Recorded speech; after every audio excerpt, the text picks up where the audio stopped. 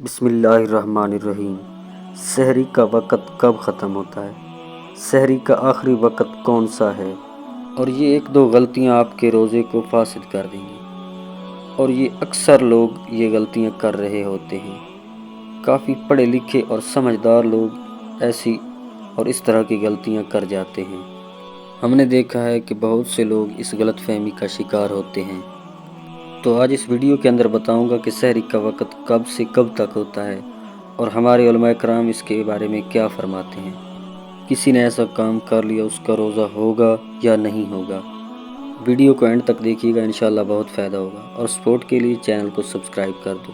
دیکھیے، سحری کا وقت جو ہوتا ہے وہ صبح صادق تک ہوتا ہے، اور ہمارے علماء کرام بھی یہی فرماتے ہیں کہ سحری کا وقت صبح صادق تک ہوتا ہے۔ صبح صادق یعنی فجر کا وقت۔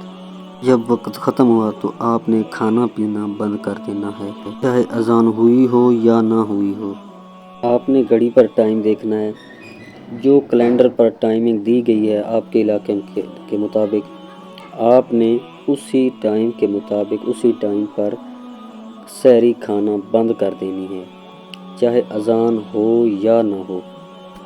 بعض اوقات لوگ سب سے بڑی یہی غلطی کر جاتے ہیں کہ کہتے ہیں جی اذان کے ٹائم تک کھا سکتے ہیں، اور کچھ لوگ تو اذان آ رہی ہوتی ہے تب بھی کھا رہے ہوتے ہیں یا کچھ پی رہے ہوتے ہیں، پانی وغیرہ۔